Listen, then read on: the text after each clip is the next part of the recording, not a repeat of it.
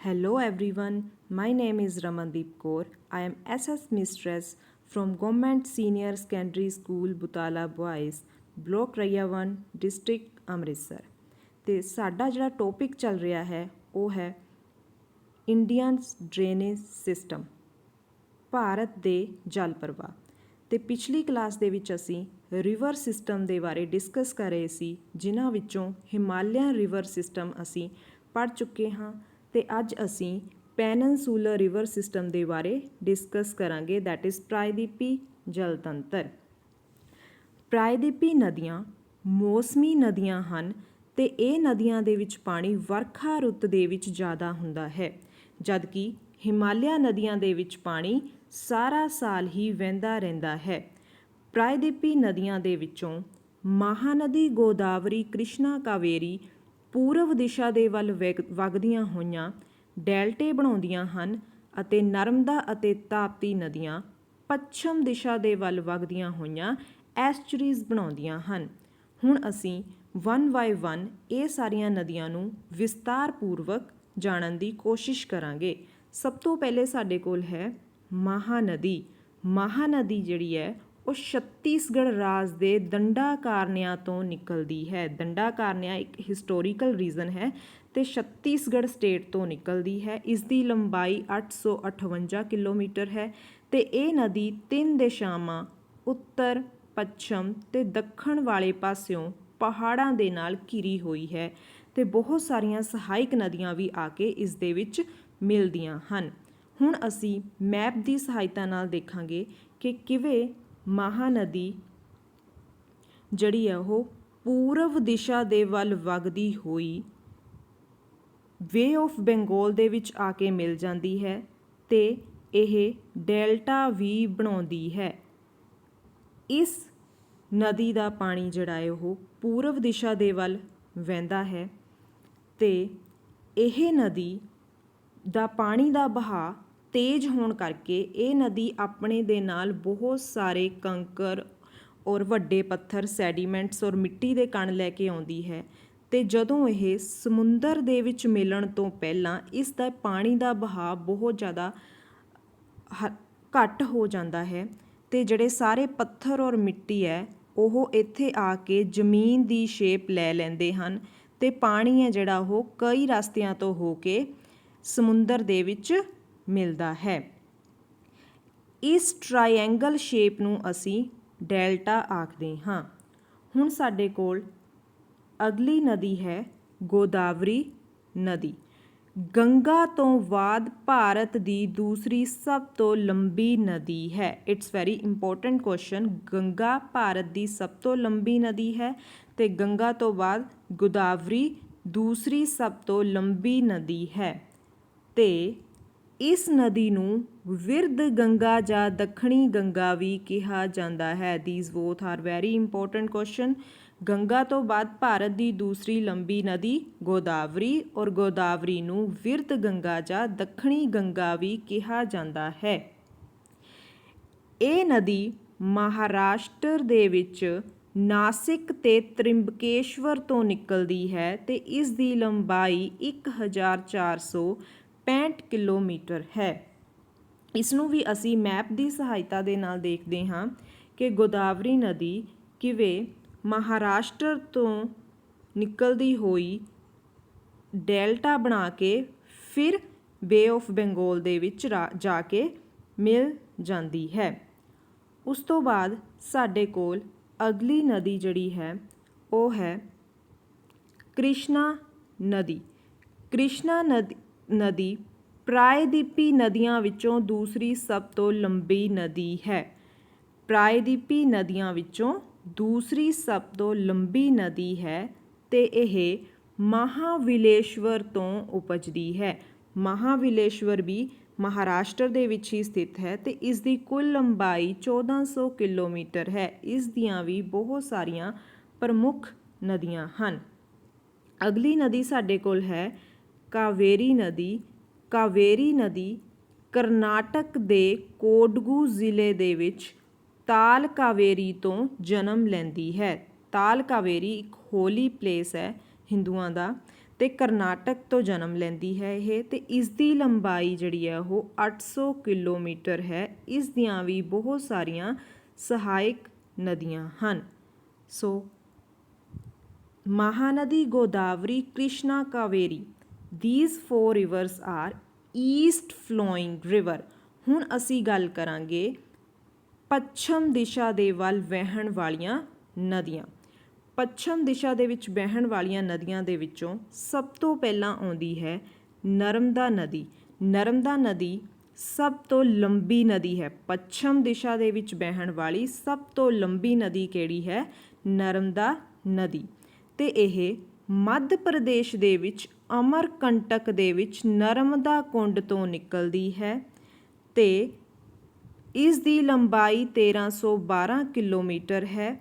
ਮੱਧ ਪ੍ਰਦੇਸ਼, ਮਹਾਰਾਸ਼ਟਰ ਤੇ ਗੁਜਰਾਤ ਰਾਜਾਂ ਦੇ ਵਿੱਚ ਇਸ ਨਦੀ ਦਾ ਜਲ ਪ੍ਰਵਾਹ ਫੈਲਿਆ ਹੋਇਆ ਹੈ ਤੇ ਮੱਧ ਪ੍ਰਦੇਸ਼ ਦੇ ਵਿੱਚ ਜਬਲਪੁਰ ਨੇੜੇ ਨਰਮਦਾ ਨਦੀ ਧੂਆਂਧਾਰ ਨਾਂ ਦਾ ਖੂਬਸੂਰਤ ਝਰਨਾ ਬਣਾਉਂਦੀ ਹੈ। ਕਿਹੜੀ ਨਦੀ ਧੂਆਂਧਾਰ ਨਾਂ ਦਾ ਖੂਬਸੂਰਤ ਝਰਨਾ ਬਣਾਉਂਦੀ ਹੈ ਮੱਧ ਪ੍ਰਦੇਸ਼ ਦੇ ਵਿੱਚ? ਦੈਟ ਇਜ਼ ਨਰਮਦਾ ਨਦੀ। ਤੇ ਇਸ ਦੀਆਂ ਵੀ ਬਹੁਤ ਸਾਰੀਆਂ ਸਹਾਇਕ ਨਦੀਆਂ ਹਨ। Next river is Tapti river. Tapti ਨਦੀ, ਜਿਸ ਨੂੰ ਕਿ ਤਾਪੀ ਵੀ ਕਿਹਾ ਜਾਂਦਾ ਹੈ। ਇਹ ਨਦੀ ਵੀ ਨਰਮਦਾ ਵਾਂਗ ਮੱਧ ਪ੍ਰਦੇਸ਼ ਤੋਂ ਹੀ ਜਨਮ ਲੈਂਦੀ ਹੈ ਤੇ ਨਰਮਦਾ ਨਦੀ ਦੇ ਨਾਲ ਤਾਪਤੀ ਨਦੀ 7 ਕਿਲੋਮੀਟਰ ਤੱਕ ਚੱਲਦੀ ਹੈ ਤੇ ਖੰਬਾਤ ਦੀ ਖਾੜੀ ਦੇ ਵਿੱਚ ਜਾ ਡਿੱਗਦੀ ਹੈ। Next river is Sabarmati. Sabarmati ਨਦੀ ਸਾਵਰ ਪਲਸ ਹਾਥਮਤੀ ਨਾਮ ਦੀਆਂ 2 ਨਦੀਆਂ ਤੋਂ ਮਿਲ ਕੇ ਬਣਦੀ ਹੈ। ਸਾਵਰਮਤੀ ਨਦੀ ਸਾਵਰ ਪਲਸ ਹਾਥਮਤੀ ਨਾਂ ਦੀਆਂ 2 ਨਦੀਆਂ ਤੋਂ ਮਿਲ ਕੇ ਬਣਦੀ ਹੈ ਤੇ ਇਹ ਨਦੀ ਅਰਾਵਲੀ ਦੀਆਂ ਪਹਾੜੀਆਂ ਦੇ ਵਿੱਚ ਮੇਵਾੜ ਦੇ ਨੇੜੇ ਦੇਵਾਰ ਝੀਲ ਤੋਂ ਨਿਕਲਦੀ ਹੈ। ਮੀਨਸ ਰਾਜਸਥਾਨ ਤੋਂ ਇਹ ਨਦੀ ਹੈ ਜਨਮ ਲੈਂਦੀ ਹੈ ਤੇ ਨਰਮਦਾ ਅਤੇ ਤਾਪਤੀ ਦੀ ਤਰ੍ਹਾਂ ਹੀ ਖੰਬਾਤ ਦੀ ਖਾੜੀ ਦੇ ਵਿੱਚ ਜਾ ਕੇ ਡਿੱਗ ਜਾਂਦੀ ਹੈ ਤੇ ਇਸ ਦੀ ਲੰਬਾਈ 329 ਕਿਲੋਮੀਟਰ ਹੈ। ਬਾਕੀ ਨਦੀਆਂ ਵਾਂਗ ਇਸ ਦੀਆਂ ਵੀ ਬਹੁਤ ਸਾਰੀਆਂ ਸਹਾਇਕ ਨਦੀਆਂ ਹਨ। Next river is Mahi river. Mahi ਨਦੀ ਮੱਧ ਪ੍ਰਦੇਸ਼ ਦੇ ਵਿੱਚ ਨਿਕਲਦੀ ਹੈ ਤੇ ਰਾਜਸਥਾਨ ਤੋਂ ਹੁੰਦੀ ਹੋਈ ਗੁਜਰਾਤ ਦੇ ਵਿੱਚ ਵਹਿੰਦੀ ਹੈ। ਮੱਧ ਪ੍ਰਦੇਸ਼ ਤੋਂ ਨਿਕਲ ਕੇ ਫਿਰ ਰਾਜਸਥਾਨ ਤੇ ਫਿਰ ਗੁਜਰਾਤ ਦੇ ਵਿੱਚ ਵਹਿੰਦੀ ਹੈ ਤੇ ਇਸ ਦੀ ਲੰਬਾਈ 580 ਕਿਲੋਮੀਟਰ ਹੈ। Last river is Luni river. Luni ਨਦੀ ਜਿਹੜੀ ਕਿ ਰਾਜਸਥਾਨ ਦੇ ਵਿੱਚ ਪੁਸ਼ਕਰ ਤੋਂ ਮਿਲਦੀ ਹੈ। ਇਹ ਵੀ ਪੱਛਮ ਦਿਸ਼ਾ ਦੇ ਵੱਲ ਵਹਿਣ ਵਾਲੀ ਨਦੀ ਹੈ ਤੇ 495 ਕਿਲੋਮੀਟਰ ਯਾਤਰਾ ਕਰਨ ਉਪਰੰਤ ਇਹ ਕੱਛ ਰੇਗਿਸਤਾਨ ਦੇ ਵਿੱਚ ਲੋਪ ਹੋ ਜਾਂਦੀ ਹੈ। ਯਾਦ ਰੱਖਣਾ, ਲੂਨੀ ਨਦੀ ਇੱਕ ਅਜਿਹੀ ਨਦੀ ਹੈ ਜਿਹੜੀ ਜਾ ਕੇ ਕਿਸੇ ਵੀ ਸਮੁੰਦਰ ਦੇ ਵਿੱਚ ਜਾ ਕੇ ਨਹੀਂ ਮਿਲਦੀ, ਸਗੋਂ ਰਸਤੇ ਵਿੱਚ ਹੀ ਇਹ ਕੱਛ ਰੇਗਿਸਤਾਨ ਦੇ ਵਿੱਚ ਲੋਪ ਹੋ ਜਾਂਦੀ ਹੈ। ਇਹ ਸਨ ਸਾਡੀਆਂ peninsular rivers, east flowing rivers and west flowing rivers. ਤੁਸੀਂ ਇਸ ਟੇਬਲ ਦੇ ਥਰੂ ਵੀ ਦੇਖ ਸਕਦੇ ਹੋ east flowing and west flowing rivers, their names ਔਰ ਉਹਨਾਂ ਦਾ ਜਨਮ ਸਥਾਨ, ਲੰਬਾਈ ਅਤੇ ਸਹਾਇਕ ਨਦੀਆਂ। ਇੰਪੋਰਟੈਂਟ ਕੁਐਸਚਨ ਦੈਟ ਇਜ਼ ਪੂਰਬ ਦੇ ਵੱਲ ਵਹਿਣ ਵਾਲੀਆਂ ਨਦੀਆਂ ਡੈਲਟਾ ਬਣਾਉਂਦੀਆਂ ਹਨ, ਪੱਛਮ ਦੇ ਵੱਲ ਵਹਿਣ ਵਾਲੀਆਂ ਨਦੀਆਂ ਐਸਚਰੀਜ਼ ਬਣਾਉਂਦੀਆਂ ਹਨ। Now third river system is coastal river system that is ਤੱਟੀ ਨਦੀਆਂ। ਤੱਟੀ ਨਦੀਆਂ ਭਾਰਤ ਦੇ ਸਮੁੰਦਰਾਂ, ਅਰਬ ਸਾਗਰ, ਬੰਗਾਲ ਦੀ ਖਾੜੀ ਅਤੇ ਹਿੰਦ ਮਹਾਸਾਗਰ ਦੇ ਨਾਲ ਲੱਗਦੇ ਤੱਟੀ ਖੇਤਰਾਂ ਦੇ ਵਿੱਚ ਵਗਦੀਆਂ ਹਨ। ਇਹ ਨਦੀਆਂ ਥੋੜ੍ਹੇ ਸਮੇਂ ਲਈ ਵਹਿੰਦੀਆਂ ਤੇ ਘੱਟ ਲੰਬੀਆਂ ਹੁੰਦੀਆਂ ਹਨ ਤੇ ਵਰਖਾ ਰੁੱਤ ਵਿੱਚ ਹੀ ਇਹਨਾਂ ਦੇ ਵਿੱਚ ਪਾਣੀ ਜ਼ਿਆਦਾ ਹੁੰਦਾ ਹੈ। ਮਹਾਰਾਸ਼ਟਰ, ਗੋਆ, ਕਰਨਾਟਕ, ਕੇਰਲ ਤੇ ਪੱਛਮੀ ਬੰਗਾਲ, ਤਾਮਿਲਨਾਡੂ ਆਦਿ ਦੇ ਵਿੱਚ ਇਹਨਾਂ ਨਦੀਆਂ ਨੂੰ ਵੇਖਿਆ ਜਾ ਸਕਦਾ ਹੈ। ਤੱਟੀ ਨਦੀਆਂ ਇਹਨਾਂ ਨੂੰ ਇਸ ਕਰਕੇ ਹੀ ਕਿਹਾ ਜਾਂਦਾ ਹੈ ਕਿਉਂਕਿ ਇਹ ਤੱਟ ਦੇ ਨੇੜੇ ਸਥਿਤ ਹਨ। ਨੈਕਸਟ ਰਿਵਰ ਸਿਸਟਮ ਇਜ਼ ਅੰਦਰੂਨੀ ਨਦੀ ਤੰਤਰ ਇਨਲੈਂਡ ਡਰੇਨੇਜ। ਇਹ ਨਦੀਆਂ ਸਮੁੰਦਰ ਤੱਕ ਨਹੀਂ ਪਹੁੰਚਦੀਆਂ ਅਤੇ ਰਸਤੇ ਵਿੱਚ ਹੀ ਵਿਲੀਨ ਹੋ ਜਾਂਦੀਆਂ ਹਨ। 465 ਕਿਲੋਮੀਟਰ ਲੰਬੀ ਘੱਗਰ ਨਦੀ ਇਸ ਦੀ ਸਭ ਤੋਂ ਮਹੱਤਵਪੂਰਨ ਉਦਾਹਰਨ ਹੈ। ਇਸ ਤੋਂ ਇਲਾਵਾ ਲੂਨੀ ਨਦੀ ਰਾਜਸਥਾਨ ਅਤੇ ਲੱਦਾਖ ਵਿੱਚ ਵਗਣ ਵਾਲੀਆਂ ਨਦੀਆਂ ਵੀ ਇਸ ਦੀਆਂ ਉਦਾਹਰਨਾਂ ਹਨ। ਅੰਦਰੂਨੀ ਨਦੀ ਤੰਤਰ ਦੇ ਵਿੱਚ ਵਹਿਣ ਵਾਲੀਆਂ ਨਦੀਆਂ ਸਮੁੰਦਰ ਤੱਕ ਨਹੀਂ ਪਹੁੰਚਦੀਆਂ, ਸਗੋਂ ਰਸਤੇ ਵਿੱਚ ਹੀ ਖਤਮ ਹੋ ਜਾਂਦੀਆਂ ਹਨ। ਅਤੇ ਇਸ ਦੀ ਬੈਸਟ ਐਗਜ਼ਾਮਪਲ ਹੈ ਘੱਗਰ ਨਦੀ। ਘੱਗਰ ਨਦੀ is a example of inland drainage of India. ਹੁਣ ਅਸੀਂ ਦੇਖਾਂਗੇ ਹਿਮਾਲਿਆ ਅਤੇ ਪ੍ਰਾਇਦੀਪੀ ਨਦੀਆਂ ਦੇ ਵਿੱਚ ਅੰਤਰ। Difference between Himalayan and peninsular river system. Himalaya ਨਦੀਆਂ ਹਿਮਾਲਿਆ ਦੇ ਪਹਾੜਾਂ ਦੇ ਵਿੱਚੋਂ ਨਿਕਲਦੀਆਂ ਹਨ ਅਤੇ ਪ੍ਰਾਇਦੀਪੀ ਨਦੀਆਂ ਪਠਾਰ ਮੀਨਸ ਪਲੈਟਿਊ ਦੀਆਂ ਪਹਾੜੀਆਂ ਦੀਆਂ ਲੜੀਆਂ ਵਿੱਚੋਂ ਨਿਕਲਦੀਆਂ ਹਨ। ਹਿਮਾਲਿਆ ਨਦੀਆਂ ਦੇ ਜਲ ਤੰਤਰ ਵੱਡੇ ਹਨ ਜਦਕਿ ਪ੍ਰਾਇਦੀਪੀ ਨਦੀਆਂ ਦੇ ਜਲ ਤੰਤਰ ਛੋਟੇ ਹਨ। ਹਿਮਾਲਿਆ ਨਦੀਆਂ ਸਾਰਾ ਸਾਲ ਪਾਣੀ ਨਾਲ ਭਰੀਆਂ ਰਹਿੰਦੀਆਂ ਹਨ ਜਦਕਿ ਪ੍ਰਾਇਦੀਪੀ ਨਦੀਆਂ ਮੌਸਮੀ ਨਦੀਆਂ ਹੁੰਦੀਆਂ ਹਨ ਅਤੇ ਪਾਣੀ ਆਮ ਤੌਰ 'ਤੇ ਵਰਖਾ ਰੁੱਤ ਦੇ ਵਿੱਚ ਆਉਂਦਾ ਹੈ। ਹਿਮਾਲਿਆ ਦੀਆਂ ਨਦੀਆਂ ਗਹਿਰੀਆਂ ਖੱਡਾਂ ਦੇ ਵਿੱਚ ਵਗਦੀਆਂ ਹਨ ਜਦਕਿ ਪ੍ਰਾਇਦੀਪੀ ਨਦੀਆਂ ਤੰਗ ਅਤੇ ਸੌੜੀ ਦਰਾੜ ਘਾਟੀਆਂ ਦੇ ਵਿੱਚ ਹੀ ਵਹਿੰਦੀਆਂ ਹਨ। ਹਿਮਾਲਿਆ ਦੀਆਂ ਨਦੀਆਂ ਜਵਾਨ ਅਵਸਥਾ ਜੰਗ ਸਟੇਜ ਦੇ ਵਿੱਚ ਹਨ ਜਦਕਿ ਪ੍ਰਾਇਦੀਪੀ ਨਦੀਆਂ ਬੁੱਢੀ ਅਵਸਥਾ ਦੇ ਵਿੱਚ ਹਨ। ਹਿਮਾਲਿਆ ਦੀਆਂ ਨਦੀਆਂ ਦੇ ਵਿੱਚ ਪਾਣੀ ਦਾ ਵਹਾਅ ਜ਼ਿਆਦਾ ਹੋਣ ਕਰਕੇ ਇਹ ਨਦੀਆਂ ਡੈਲਟੇ ਬਣਾਉਂਦੀਆਂ ਹਨ ਅਤੇ ਗੰਗਾ ਬ੍ਰਹਮਪੁੱਤਰ ਡੈਲਟਾ ਸੰਸਾਰ ਦਾ ਸਭ ਤੋਂ ਵੱਡਾ ਡੈਲਟਾ ਹੈ ਜਿਸ ਦਾ ਨਾਮ ਸੁੰਦਰਬਨ ਡੈਲਟਾ ਹੈ।